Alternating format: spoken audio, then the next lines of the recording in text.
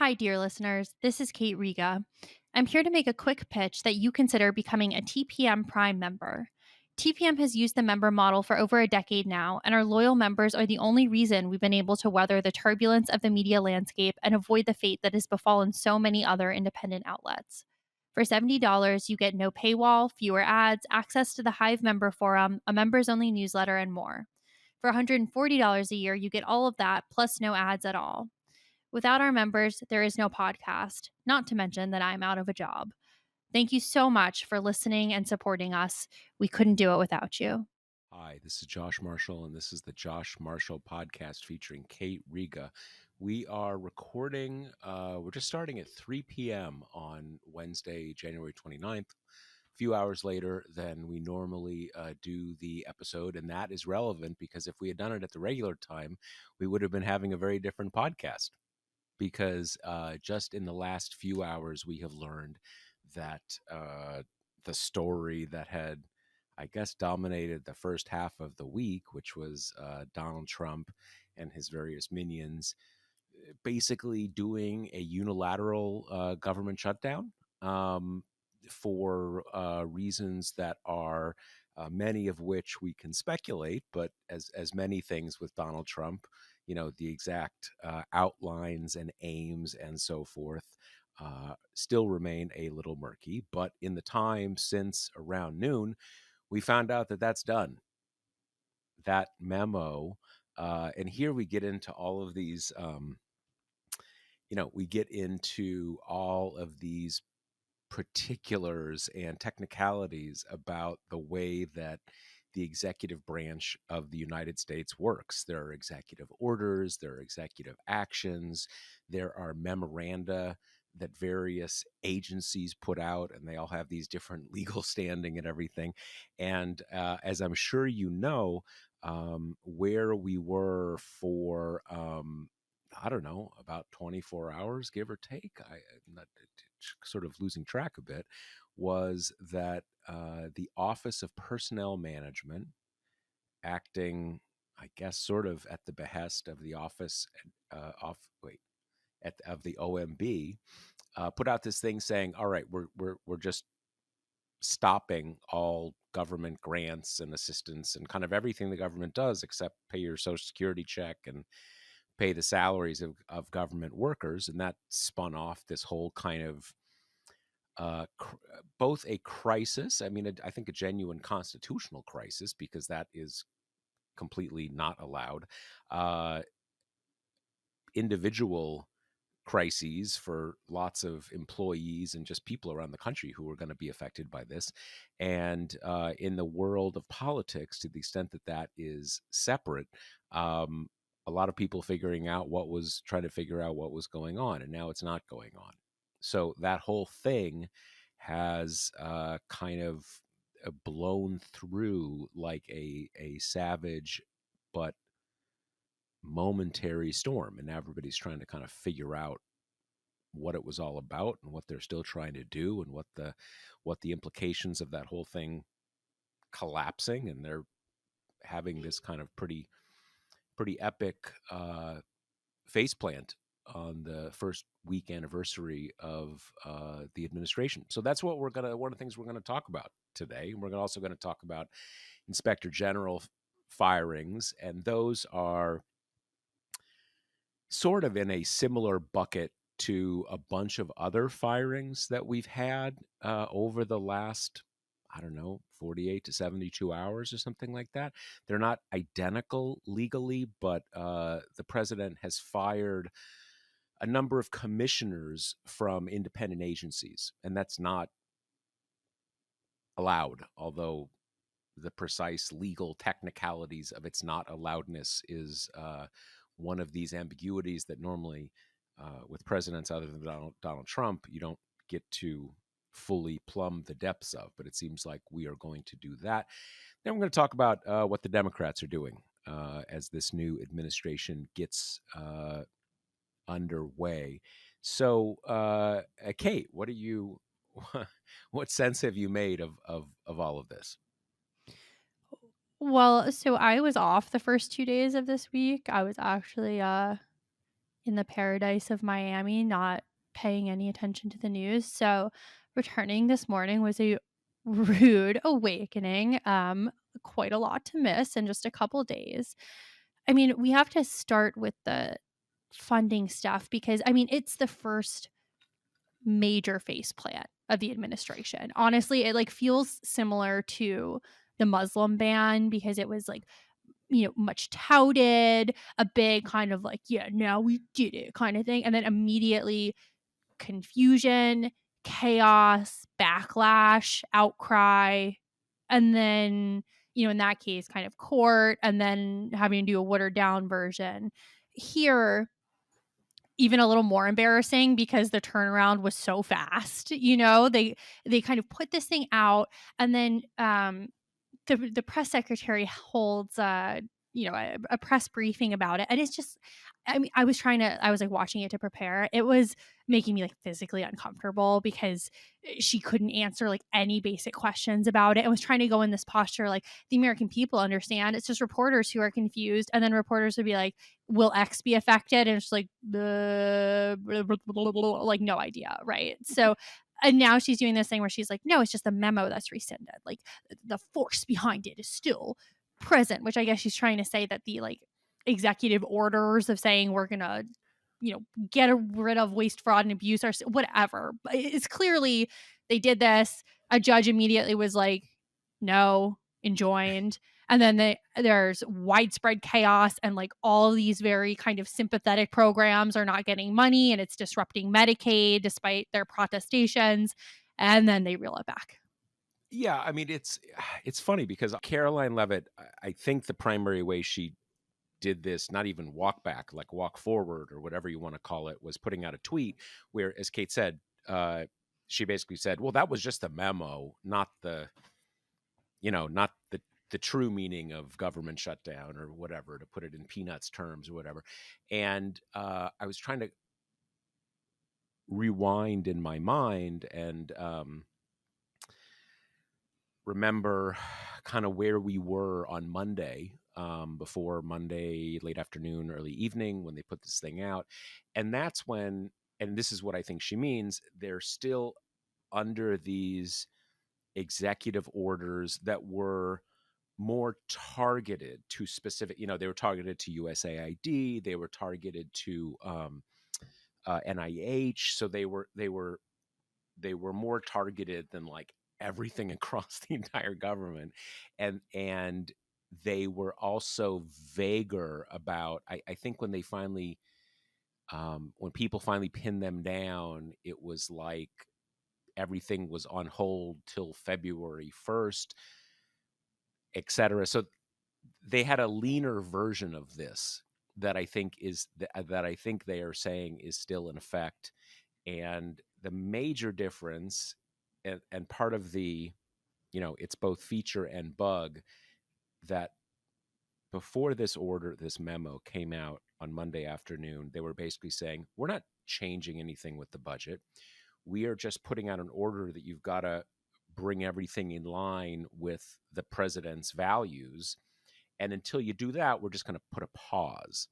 Now, that had the same net effect as what they later did, but what they later did kind of put everything on steroids and took a lot of the ambiguity away and just said, hey, we're just canceling everything. In 90 days, we'll bring it up again. So I, I don't think we know exactly where we are, but the sort of the legal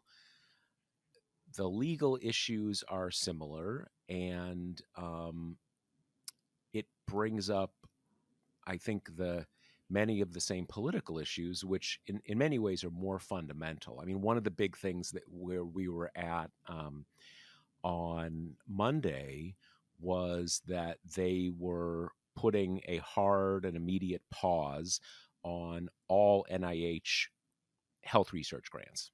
So cancer research, maternal health research, everything research. And obviously that gets people's attention.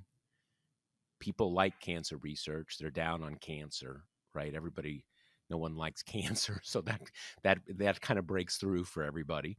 Um, And also, and this is kind of, I think, where what they're really trying to do here is, where does cancer research take place? It takes place at major hospitals and research universities, right? And so they're trying to kind of hit universities and everything. So all of this is happening, and it is back to, it is a lot more audacious than in the first time we did this 8 years ago, but it's not necessarily less sloppy, kind of, I guess, is what you'd put it. And it's not like, oh, it doesn't matter, it's sloppy, but it's sloppy, and that does end up being a significant part of the story. And so this is also running parallel with this thing seemingly kind of Elon Musk, in his domain at some point where they put out this just blast email saying like you federal employees can quit and you'll still receive full pay and government benefits until the end of September. I guess is a way to like add on to this whole you must come back to the office thing. And it had the same um, subject line, a fork in the road, as I guess what Musk had done at Twitter. So it kind of, has his fingerprints on it. But then, you have Tim Kaine, Virginia, obviously a lot of federal workers going to the floor and saying there's no budget line for paying people who aren't working. Don't do this and expect that you will see a dime, which, yeah, of course, like, why would you? I mean, it said in some of the materials about this, like, yeah, do whatever you want, chill, play video games, you'll still get your salary. Like, first of all, where does that fit in the whole cutting away at the waste of the federal government piece? But I mean, it feels of a piece because you don't want to be too flip about it, right? Because it's like scary and these are people's lives and livelihoods who have absolutely no idea what's coming next. But it's also just none of this is thought through in any kind of detailed way. It's like you press on one part of the plan and they've got no responses, it totally falls apart. So it's it's scary because they are injecting like a ton of chaos into the government. And it always makes you worry that a lot of kind of smart, responsible people are going to be like, well, fuck this. I don't want it to be like a kind of a daily stress what's going on. And they've said this, right? That they want to quote unquote like traumatize federal workers and get them out of the office. But as you say, that's not undermined by the sloppiness part, but you can't avoid the sloppiness part because they went into this with a sense of like, we are going to be strategic and strike at the weaknesses of the government. And this time we've hired a lot of people and we know what we're doing and just watch out, right? But it's like they're doing more than they did before, but it's still that same sense of like, a 21-year-old at Turning Points USA kind of came up with the executive summary of the plan and they were like, good enough, send it out. Yeah, there. I mean, you hit on this really key point because, I mean, there are some things that are really horrifying. I think one of the things that led to this whole thing collapsing is that, there are a couple million elderly people around the country who rely on Meals on Wheels. And where does money come from for that? Well, they do some private charity and they raise money, but a huge amount of it is just comes from government grants, right? We have shut-ins, people who can't leave the house. That's how they get, and so there's things like that are like horrifying, right? You've got some partially enfeebled person in their 80s with no close family members, and this is how they get their meals every day, and that's suddenly going to stop with no notice. I mean, these are levels of hurt and predation and just awfulness that are hard to think about, and think about its scale, right? Millions of people. I think that as observers and to some extent participants in this story, there is also a political battle going on over this, and one that is fundamentally over public opinion, and it is carried out in this bombastic and performative language that modern politics is played out in. And in that context, when you have these guys dropping this on everybody late one evening and kind of, all over there at OMB or OPM or whatever, and high-fiving each other and dropping memes on Twitter. And when it all just like blows up in their face a day and a half later, it's not just being jokey and cynical to say you lost. You took a big shot here and it totally blowed up and you look like idiots. And like you rely on this one kid who apparently just graduated from high school because he was, I don't know, one of Peter Thiel's interns, and Peter took a liking to him. I don't know, it's not just. This is how political battles are played out. So it's not a matter of like, oh, don't give this the gravity that it deserves, but you kind of have to do both because again, that's the political world that we live in, the language that we live in. And I would say it is prompting kind of some of the first signs of life that we've seen from Democrats who have just, we'll get to this more aggressively later, but who have been nowhere, like totally just clearly demoralized, overwhelmed. There's no natural leader of the party. They're still trying to kind of figure out what lessons to take from the last election. And meanwhile, you're getting this fire hose of stuff and trying to reckon with, you can't do a 5 alarm fire on everything Trump does because people are going to get boy who cried wolfed, and you got to pick your spots, but where to pick when this is all coming at you so fast. And it's still kind of hard to tell like what's real and what's messaging. But this forced kind of take back of the funding freeze. I saw that Senate leadership called a press briefing to kind of crow about it and celebrate it. And, Hakeem Jeffries put out a thing of like Team America gets its first win, and like that is what they should be doing, right? You have to kind of take these self-imposed defeats and spin them into democratic wins, right? Republicans do this all the time. They're so good at it. And Democrats are still more tethered to reality in a way that's, well, Democrats didn't necessarily do anything, right? It's not necessarily their win. Who cares, man? Take it and run with the ball. There are going to be more opportunities like this. We know that when you've got someone like Trump with the smallest margin of a modern election kind of coming in and rambling about his mandate, that is going to come in the package of overreaching from a party who already has a huge list of super unpopular policy preferences.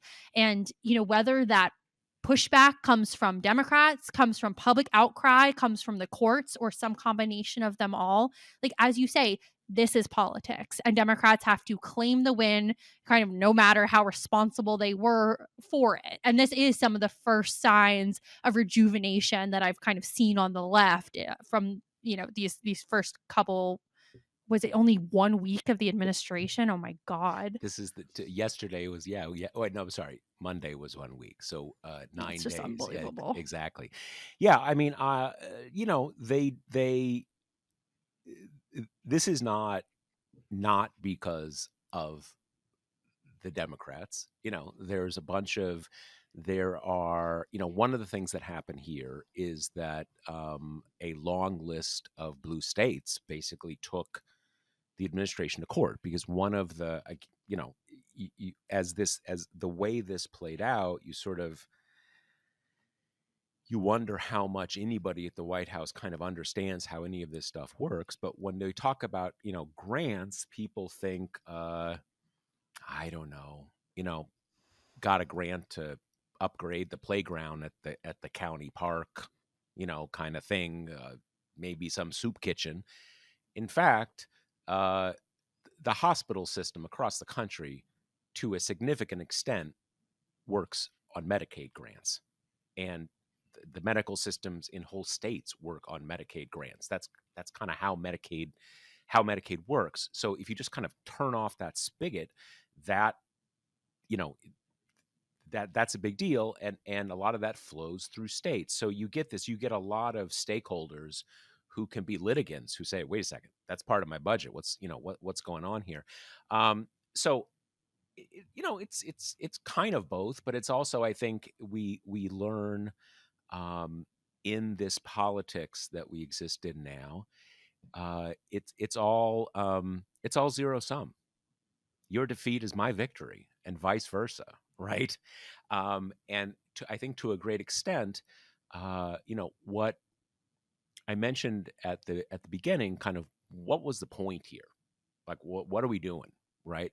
Uh, and certainly one of the points here was to do something so overwhelming and audacious that the opposition is just demoralized and can't act, and just sort of accepts, okay, there's a new way of doing business here. And uh, when you come on so strong like that and you just fail, that that really puts a dent in your sense of, power and inevitability and stuff like that. And that's a big deal. It's a big deal. And part and parcel with that is, you've written about this, Josh, and we've been talking about it, that Democrats' job right now is to be the opposition party, right? And that objective has to be making Trump and Republicans less popular.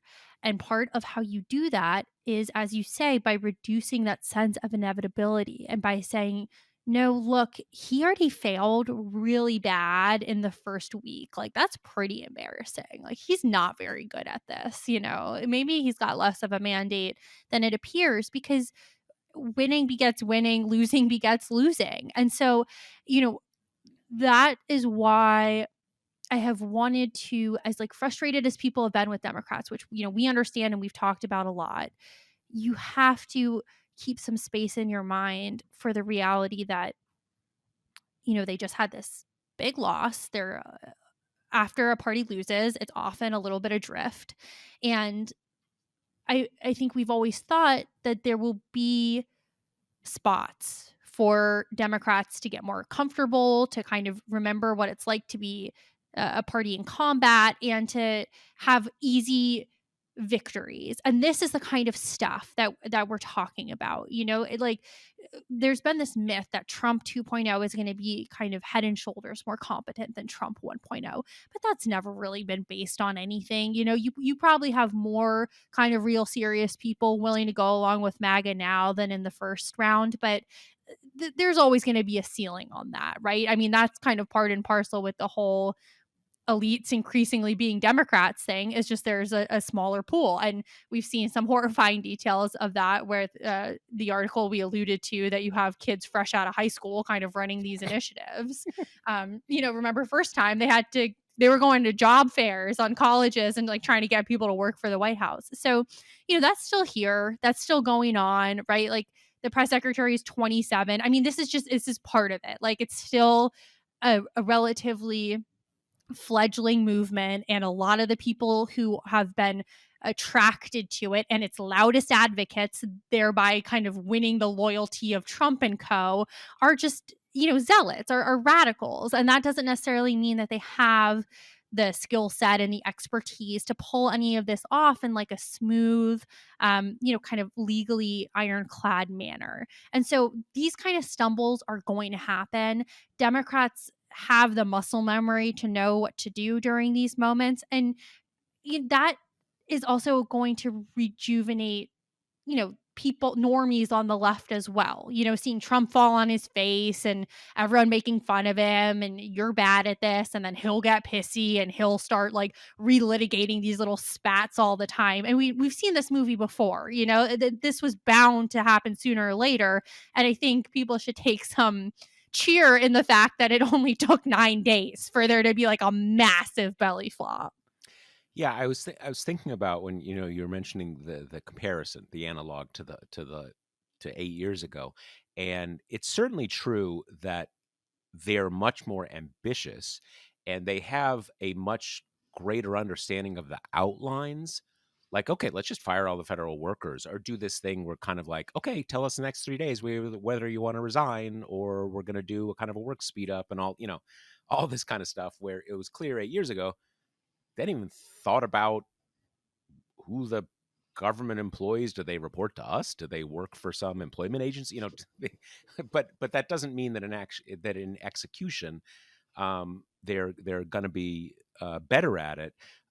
One thing you directed us towards the Musk part of this. I want to, and then we kind of we sidled back towards Trump, but I want to come back to Musk a bit because one of the other things that came out yesterday is it does seem like Doge, whatever you want to call this thing, this kind of the Musk entity that is actually, I think, working out of the old executive office building, and that kind of, for those who aren't that familiar with Washington, the White House, quote unquote, is a pretty small building. You've got to be like the top advisors to have an office in the White House. The old executive office building is also, the White House. It's not the physical building. And Musk is operating out of there. And all these things like OMBs and stuff, a lot of those are there too. In any case, it seemed clear that this memo and this whole kind of plan was being run by people who were kind of like Musk people and probably had been like installed by Musk. Kate mentioned earlier that there was this thing of using the same name, same subject line on the email that Musk had used when he kind of did this at Twitter and fired everybody. And the same basic idea of you got to agree to be super hardcore or resign today and take your severance. Um, this is an example where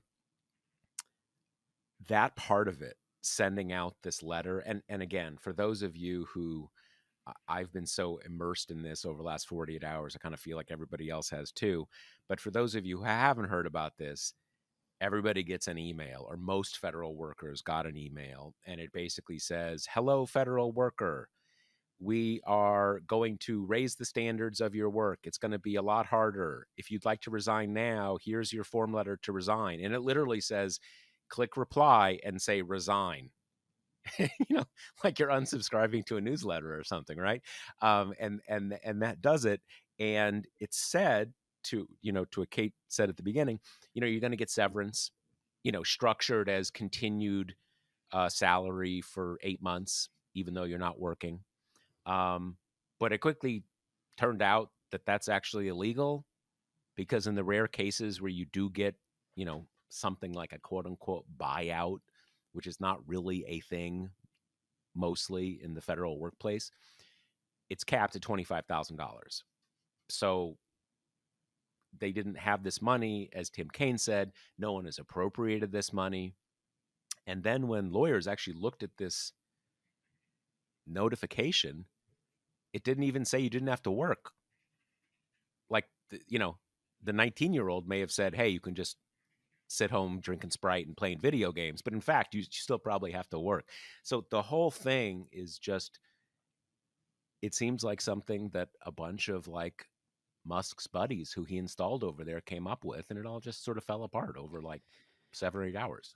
And in terms of the legal murkiness, that's present along the now rescinded funding freeze too, right? Like this is calls in the Impoundment Act and this question of, can a president stop money being spent that Congress has already appropriated? The way it's supposed to work is Congress has the power of the purse. It's like a really key part in the separation of branches.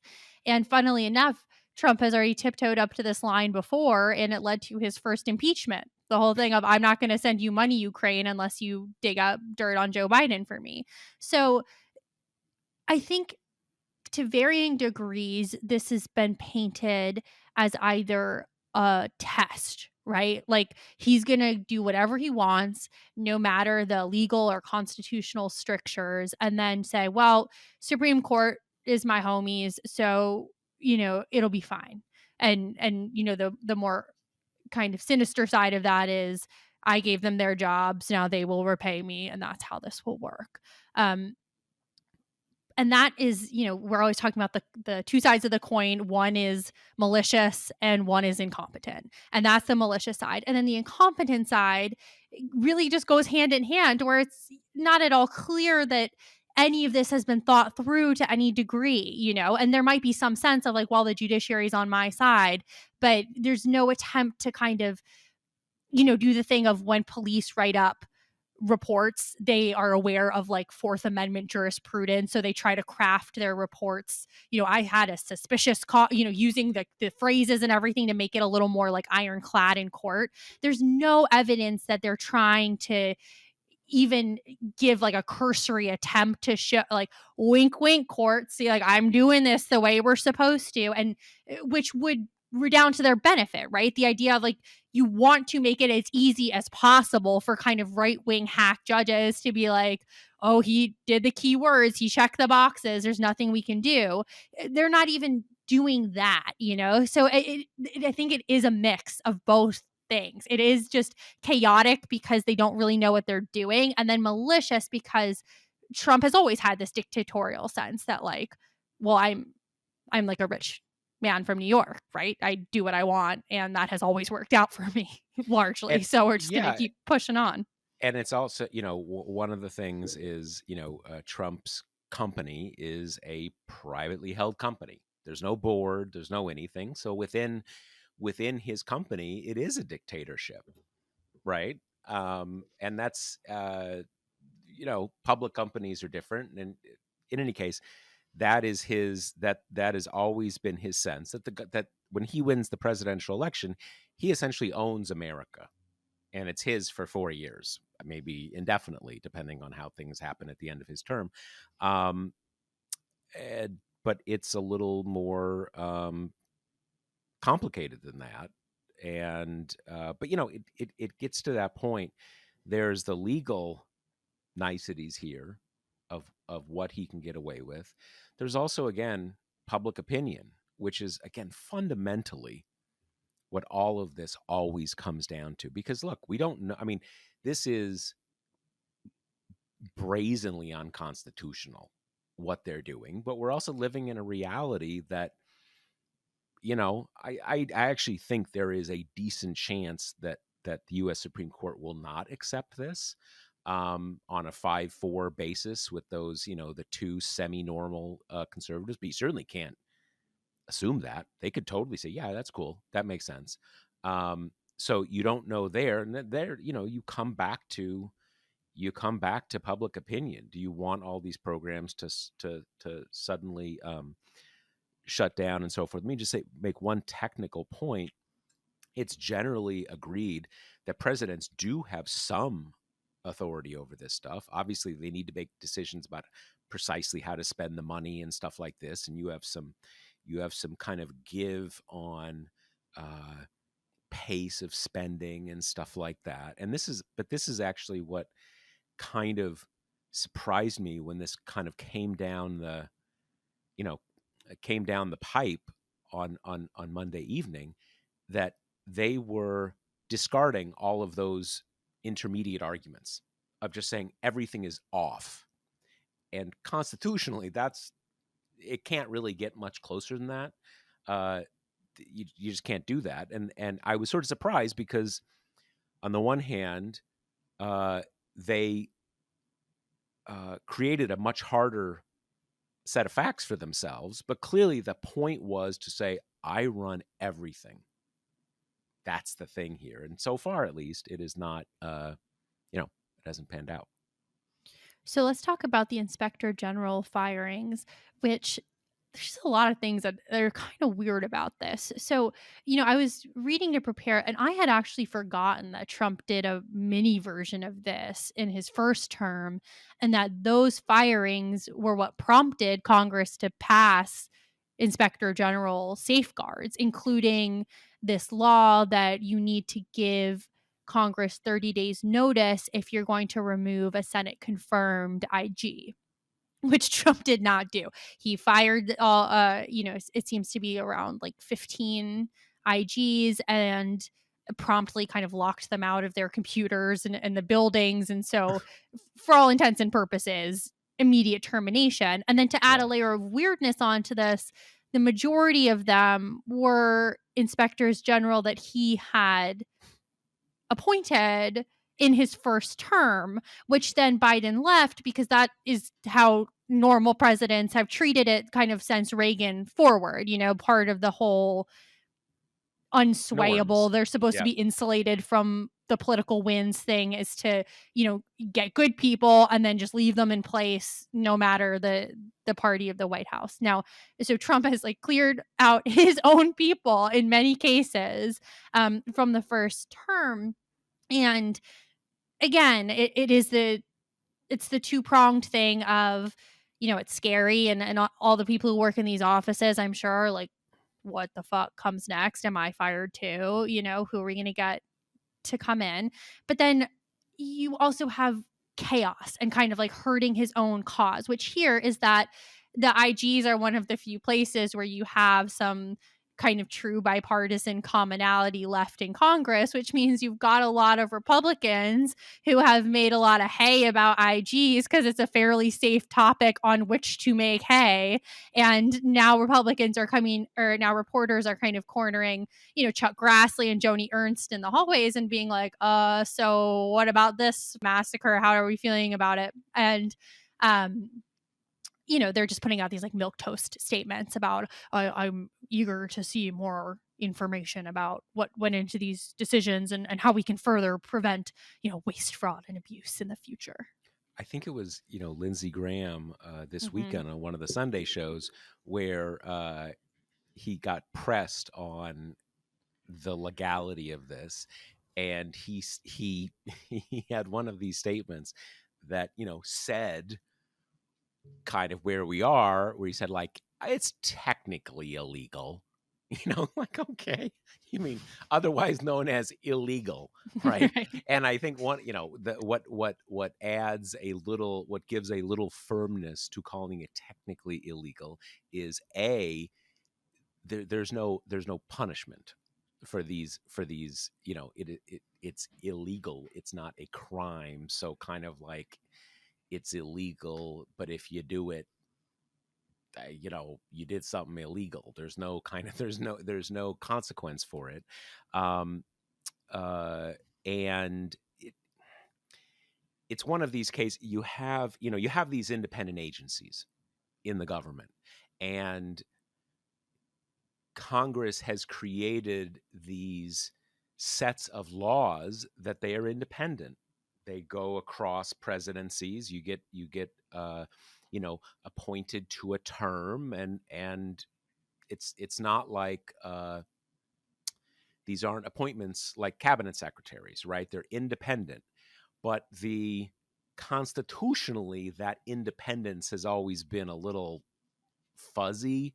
And I think most people recognize that if you really push came to shove, the constitutional hardness of that independence is a little flimsy, and certainly I think this court wouldn't honor it. Um, it does create, though, the pattern that we saw with Chris Wray. We have a new set of rules. Trump appoints the people.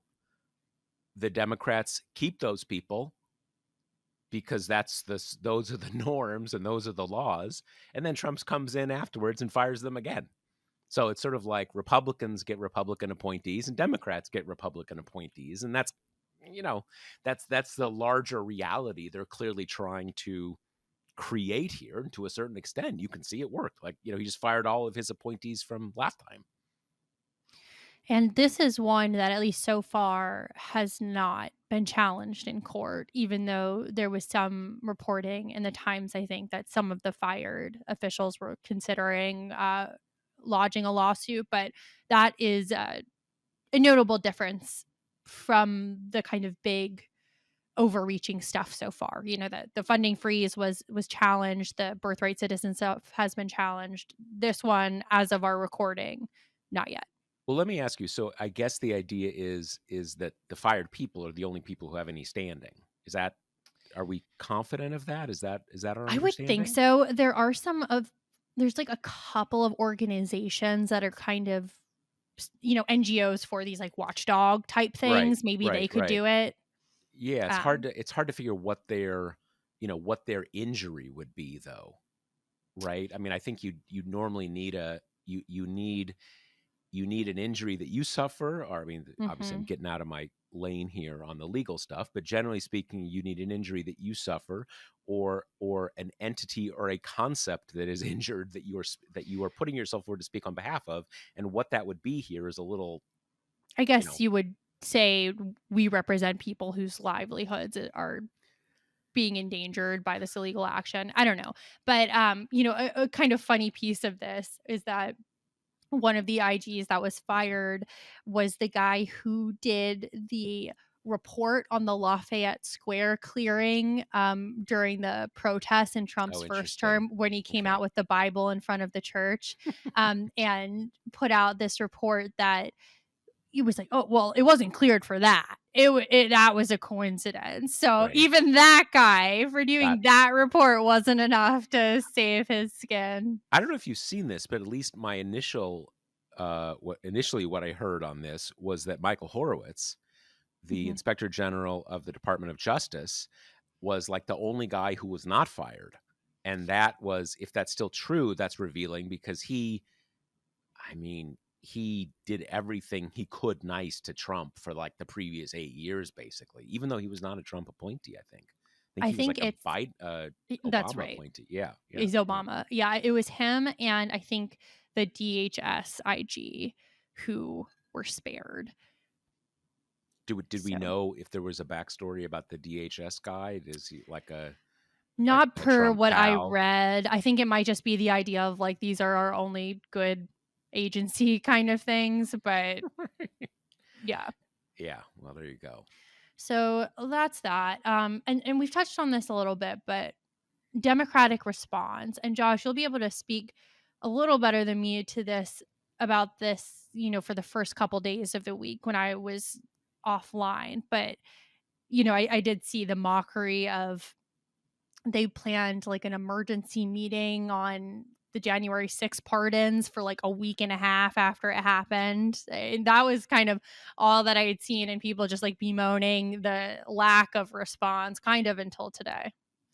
Yeah, I mean, this is a this is a complicated one because on the one hand, what are they doing? Right? You have all this stuff happening, and they seem listless, unfocused, not having a plan.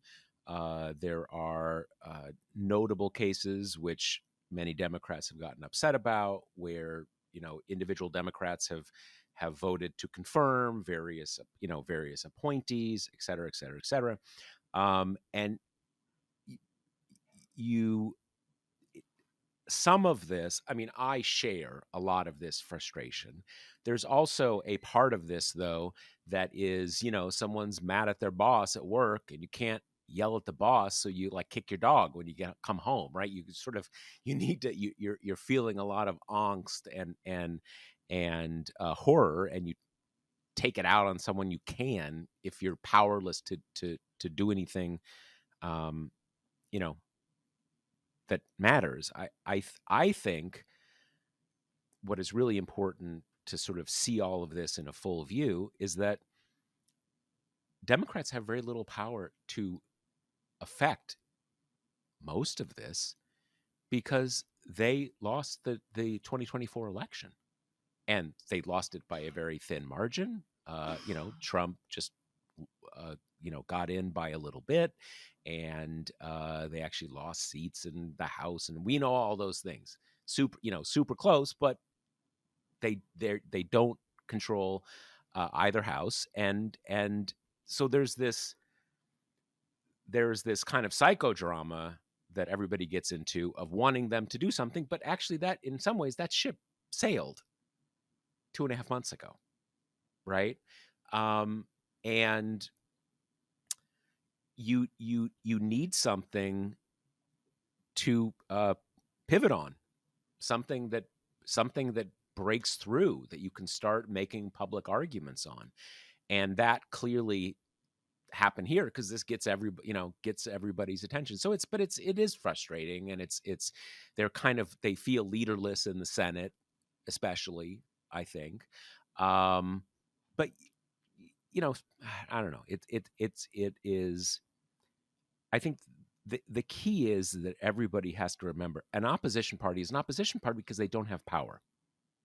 And the opposition party's role is to every day be making a positive argument for why the current government in power is bad and should be removed, and raising the stakes of badness for everything they do. And part of that has to be a recognition they can't actually stop it. Right? They're two different things. So I don't know. I don't know if this resonates with you at all, but these are the, you know, ways that I think about it. Yeah, I have a couple thoughts. I think the voting with Trump's bad nominees, even if they're not like Pete Hegseth bad, I think is stupid. Like, I don't think that's going to prove your bipartisanship in 18 months. You know, like Kristi Noem might not be as bad as Pete Hegseth, but she's obviously unqualified for that job. She was like a constantly embroiled in scandal and controversy governor of a small state. Like, no, she shouldn't be in charge of DHS. You know, I think if you want to vote for Rubio, fine. But I do kind of raise an eyebrow at the whole Trump is a threat to our democracy, but his pretty blatantly unqualified people are fine. I think that's a little dumb. We've shared my thoughts on the Laken Riley Act before. I think that was like unbelievably stupid and cowardly and going to cause like real harm to people who are already going to be feeling the pinch of this administration more than anyone else. But the biggest thing to me is just like, if there is one, I think, almost universally accepted conclusion from this election on the left, which is like really hard to come by, is that if Democrats take any time figuring out how to talk more like quote unquote normal people, then that's a good thing. And that getting away from the kind of academic speak is probably going to be a net benefit. And so it's like, okay, fine, then start now because it's so early that this stuff is probably not going to have any real bearing on the election anyway. So, you know, I've been harping on this, but like this is your kind of trial and error time where you can get out and see what works and what doesn't in a relatively kind of cost free way. So, you got to fight it, right? We know we want authenticity. We know that the right wing's kind of like deeply emotional appeal seem to kind of permeate to people in a way that the dull economic bread and butter messaging of the left does not. So if you're a lawmaker and you're actually like mad about the IG firings or something, then like go out, find a camera and talk about it, you know, and do so in a way that is not tested in a lab and kind of focus group. Just like go out and talk and see how it goes, because I really do feel firmly that in this environment doing nothing is still worse than saying something that like ends up having a little bit of backlash, because the news cycle is so short that you are not going to pay any kind of enduring price unless you say something like totally egregious. So I think it's better to just like go and practice this kind of talk, because if we want Democrats to be able to run with it come election time, you got to get some reps in at the gym, right? So like let's see a little bit more of that. And that can also come from leadership in a way that isn't solely the way I think the Democratic Party has been driven, which is like you have to protect the frontline members. And that is a big concern. You don't want to put them in an uncomfortable place, and they may have to cater to Trump a little bit more. And like, that's fine. But the party has bigger incentives than just that handful of people. And those people, presumably, if they got elected in Trump districts, are pretty good at doing this, at distancing themselves from the party and kind of, you know, we've seen this with the post-mortem interviews from like Marie Gluesenkamp Perez and all those types who ran races that were very localized and were able to Mm-hmm. kind of divorce themselves from the national atmosphere. So I just think that incentivizes even further this. There should be like a new kind of looser gunslinging Republican Party where members should Democratic be Party.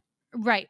Yeah. What I say, Republican? Republican Party. Yeah. Democratic Democratic Party. Party, Yeah. where like Republicans, they do a little more just shooting from the hip, you Yep. know, and Yep. that's going to have some backlash. And we're going to have to deal with things we've been talking about where people on the left do genuinely get angry when you speak in politically incorrect ways. And there's going to be some feedback loops there. But like, this stuff has to get ironed out, and better to do it now, way before normies are paying attention, and kind of figure out what works, put that in the playbook. And I think that's the only way you get an actually meaningfully different party who's running next time.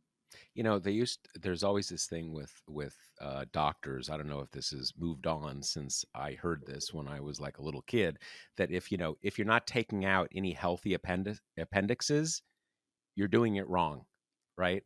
That you need to be taking out some, because otherwise you're missing some unhealthy ones, right? And some people are getting in trouble. And it's sort of like, if you're not getting like some pushback because you didn't say one thing the right way, if that's never happening, you're not leaning forward enough, right? That I think is the analog to this. And the other thing is that it is certainly true from one perspective that you don't want your frontline members to have to carry a damaged brand into, or a brand that is damaged in their neck of the woods into an election. But at the same time, if your party is so cautious and so prepackaged, you are creating a brand that looks weak and impotent everywhere. And that is a kind of brand damage that I think that kind of analysis, which is valid in its place, doesn't take account of. And that is a big deal. And the key thing I think with people talking about, you mentioned before, you can't be saying it's a 5 alarm fire every day and stuff like this. I think what's really important for everybody to think about, or anybody who is kind of a democratic messenger, in elective office and stuff like that, it is to think, when they fire these IGs, you don't kind of run into the burning house and say, you've got to undo this, I demand it, and everything. There's people understandably get so upset when they see all these things, that there is this kind of perverse demand. You Democrat, I want you to charge into the castle wall without a helmet and hit it really hard, because this cannot stand. Well, that just creates all these kind of performative moments of failure where you're demanding things that can't happen. But everybody kind of everywhere should be saying, yeah, this is what you get when you get Republicans. These are the people who are supposed to prevent corruption, and he's firing them, so we're going to get more corruption. And I wish the American people hadn't chosen this, because we don't do that. We're actually anti-corruption. Or when you say kind of like, if Meals on Wheels is going to be canceled for 2 million, shut-in elderly people, you say like, we told you not to vote for Republicans because they do horrible things.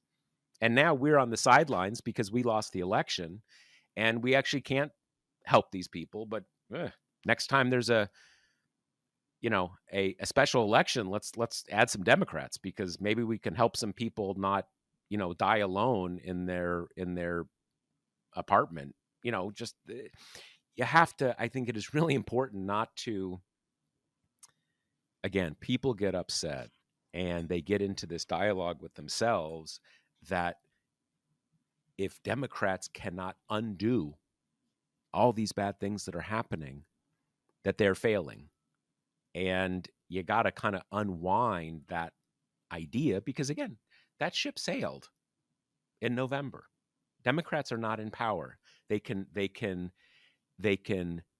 increase the heat on the people who are in power. But again, the American people made this decision in November, and that's where we are.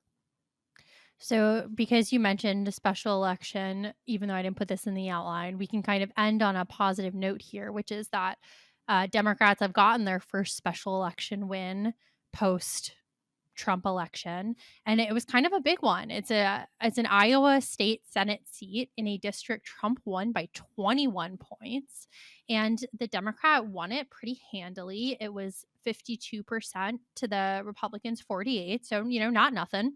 And is, I think, a sign that the left should kind of keep in mind, which is, if the downside of the new political coalitions is that Democrats have to find a new way to win presidential elections, The upside is that the coalition is kind of cater made for off year elections, for specials and for midterms.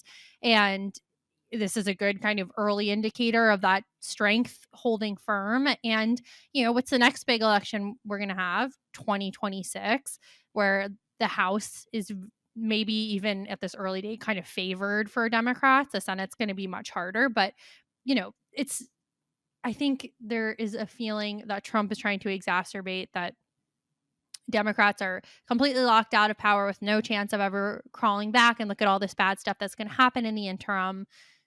We already have some data points kind of indicating that that's just not the whole story. We have this huge faceplant policy wise. We have, kind of hopeful glimmers on the special election stage. So there is a light at the end of the tunnel. Democrats will have their chance to get back into power. And I think that all goes to this central point of like, practice now, get in your reps, see what works, see what doesn't, see who's good at this and see who's not, and get yourself into a better position to, take the fight to Trump and kind of make the case and use the coalitional benefits you have to at least, take away the House from Trump and kind of put a kibosh on all of his legislative agenda. And they can even do that in the near term, like Republicans are already saying they need Democrats to lift the debt ceiling. There's your leverage, baby. No votes on the debt ceiling until Trump stops Follows the doing law. various corruption-y things,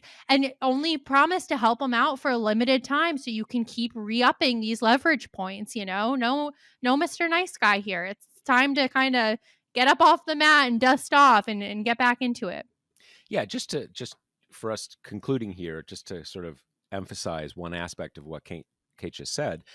As we all know, there is a thermostatic dimension to electoral politics. The out party, gets a little more energized, all that kind of stuff. I think that's certainly part of what happened in Iowa last night. But it is also true with, because you've seen all these headlines in the last couple months. As you said, Democrats are never going to be in power again.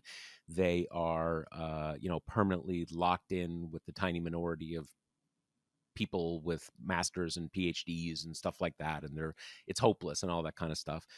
We have to remember the reality, and this is the truth when you're winning or losing, that you've got coalitions of about 40% of the electorate on each side that are kind of locked in.